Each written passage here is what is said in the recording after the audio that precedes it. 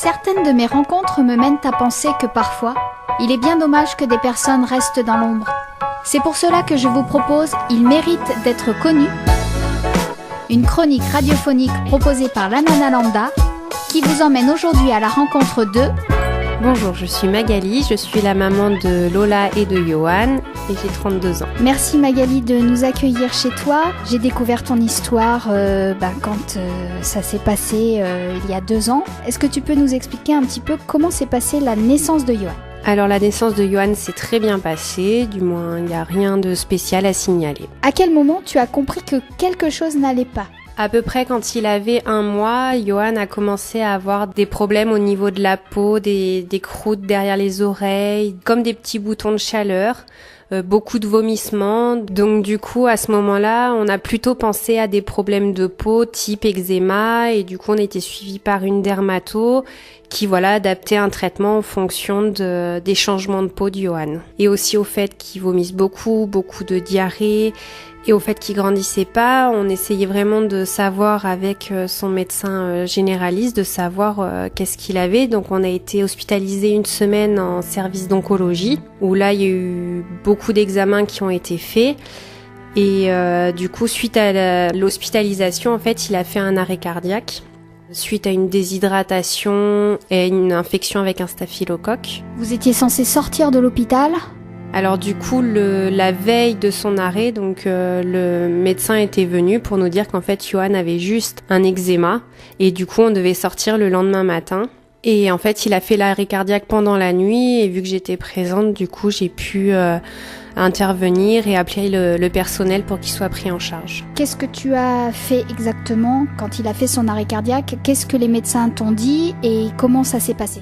Le médecin qui s'en est occupé et qui l'a sauvé nous a dit à un moment je le fais parce que c'est mon métier, mais n'y croyez pas et est-ce que vous êtes d'accord pour l'autopsier ?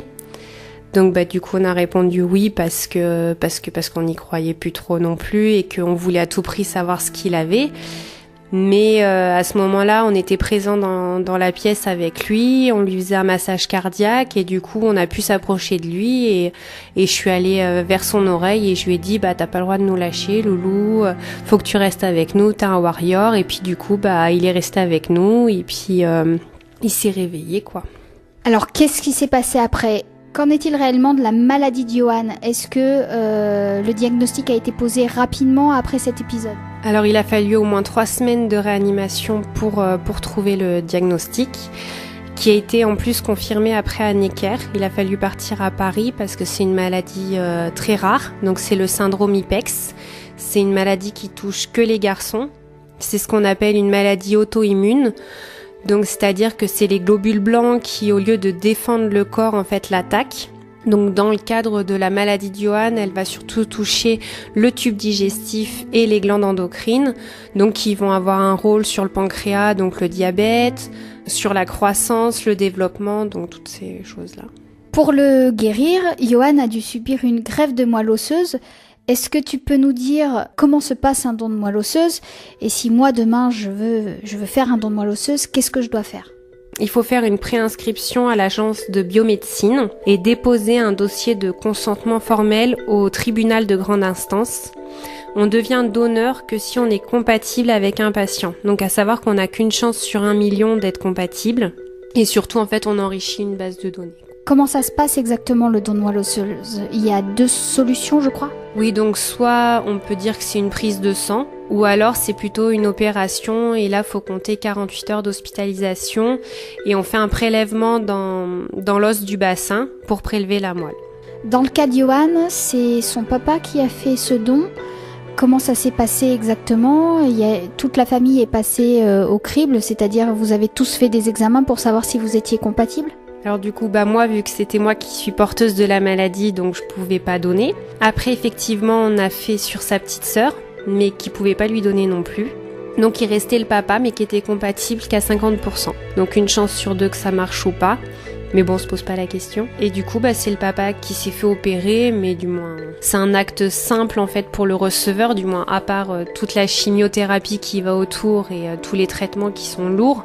En soi, vraiment, la greffe pour le receveur, c'est une transfusion. Pendant tous ces mois de galère, on peut le dire. Quelles ont été les actions qui ont été mises en place par ta famille, par ton entourage, par les anonymes peut-être aussi ? Alors on a été énormément soutenus, ce qui est très important dans ces moments-là parce que en plus de la maladie, si on n'est pas soutenu au niveau financier et affectif, ça peut être la catastrophe.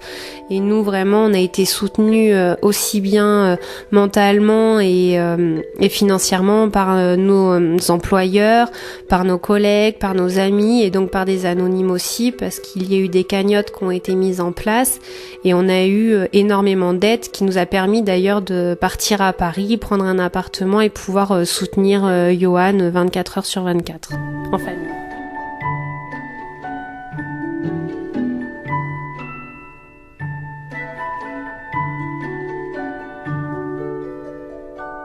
Aujourd'hui, comment va Johan ? Est-ce qu'il est définitivement sorti d'affaires ? Alors Johan va bien. En théorie, la greffe a bien marché.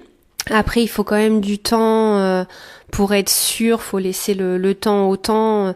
Pour une greffe, au moins à peu près 3 ans pour être sûr, mais on est vraiment sur une bonne dynamique. Et après, oui, on est sur des complications plutôt post-greffe qui font encore que notre vie n'est pas encore la vie de monsieur tout le monde, qu'il ne mange pas, qu'il prend encore beaucoup de médicaments, qu'il va encore régulièrement à l'hôpital. Mais pour nous, du moins, tout va bien, quoi.